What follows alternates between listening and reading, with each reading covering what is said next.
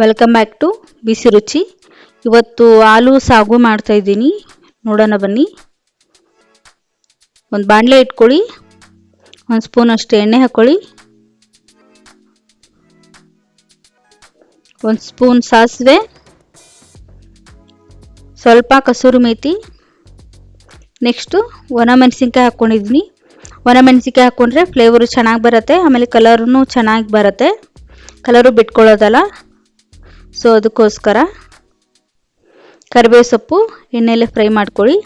ಆಮೇಲೆ ಹಸಿರು ಮೆಣಸಿನ್ಕಾಯಿನ ಚಿಕ್ಕ ಚಿಕ್ಕದಾಗಿ ಕಟ್ ಮಾಡಿಕೊಂಡು ಹಾಕ್ಕೊಂಡಿದ್ದೀನಿ. ಉದ್ದುದ್ದಾಗಿ ಸೀಳಿನೂ ಹಾಕ್ಕೋಬೋದು.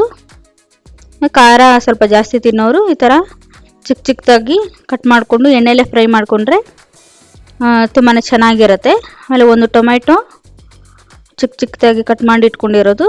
ಆಮೇಲೆ ಎಲ್ಲನೂ ಸ್ವಲ್ಪ ಎಣ್ಣೆಲೆ ಫ್ರೈ ಆಗಲಿ. ಆಮೇಲೆ ಸ್ವಲ್ಪ ಗೋಲ್ಡನ್ ಬ್ರೌನ್ ಆಗೋವರೆಗೂ ಫ್ರೈ ಮಾಡ್ಕೊಳ್ಳಿ.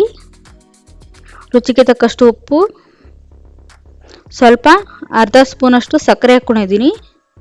ಆಲೂ ಸಾಗುಗೆ ಹೋಟೆಲ್ ಸ್ಟೈಲಲ್ಲಿ ಆಗಬೇಕಂದ್ರೆ ಸ್ವಲ್ಪ ಅರ್ಧ ಸ್ಪೂನಷ್ಟು ಸಕ್ಕರೆ ಹಾಕೋಬೇಕು, ಅಂದರೆ ಟೇಸ್ಟೂ ತುಂಬಾ ರುಚಿಯಾಗಿ ಬರುತ್ತೆ.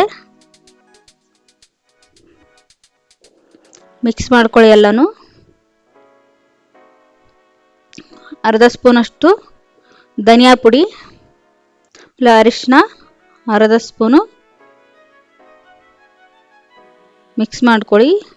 ಆಮೇಲೆ ಸೆಟ್ ದೋಸೆಗೆ ಮನೆ ಬೆಸ್ಟ್ ಕಾಂಬಿನೇಷನ್ ಇದು.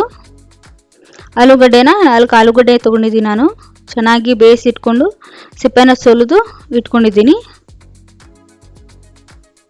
ಸೊ ಅದನ್ನ ಎಲ್ಲನೂ ಮಿಕ್ಸ್ ಮಾಡ್ಕೊಳ್ಳಿ.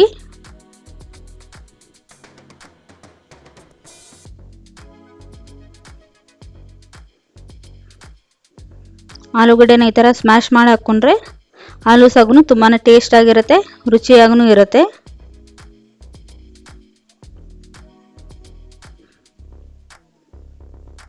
ಸ್ವಲ್ಪ ನಿಮ್ಮ ಟೇಸ್ಟಿಗೆ ಅನುಗುಣವಾಗಿ ಸ್ವಲ್ಪ ನೀರನ್ನು ಹಾಕ್ಕೊಳ್ಳಿ. ಅಂದರೆ ತುಂಬ ಲಿಕ್ವಿಡ್ ಟೈಪ್ ಏನೂ ಬೇಡ, ಸ್ವಲ್ಪ ಥಿಕ್ನೆಸ್ ಆಗಿಯೇ ಇರಲಿ. ಅಂದರೆ ಸೆಟ್ ದೋಸೆ ಜೊತೆ ತಿನ್ನೋದಲ್ಲ, ತುಂಬ ಲಿಕ್ವಿಡ್ ಆದರೆ ಅಷ್ಟೊಂದು ಚೆನ್ನಾಗಿರಲ್ಲ. ಸ್ವಲ್ಪ 5 ನಿಮಿಷದ ಕಾಲ ಸ್ವಲ್ಪ ಕುದಿಸ್ಕೊಳ್ಳಿ ಇದನ್ನು. ಅಂದರೆ ಉಪ್ಪು ಖಾರ ಎಲ್ಲನೂ ಚೆನ್ನಾಗಿ ಹೊಂದ್ಕೊಳ್ಳುತ್ತೆ. ಎಂಡಿಗೆ ಸ್ವಲ್ಪ ಕೊತ್ತಂಬರಿ ಸೊಪ್ಪನ್ನ ಹಾಕ್ಕೊಂಡು ಮಾಡಿದರೆ ಆಲೂ ಸಾಗು ರೆಡಿ ಆಗುತ್ತೆ. ಈಗ ನೋಡಿ, ಆಲೂ ಸಾಗು ರೆಡಿ ಆಯಿತು. Thanks for watching. ಇಂಥ ಒಳ್ಳೆ ರೆಸಿಪಿಗಳನ್ನು ಕಲಿಯಲು ಲೈಕ್ ಮಾಡಿ, ಶೇರ್ ಮಾಡಿ, ಸಬ್ಸ್ಕ್ರೈಬ್ ಮಾಡಿ.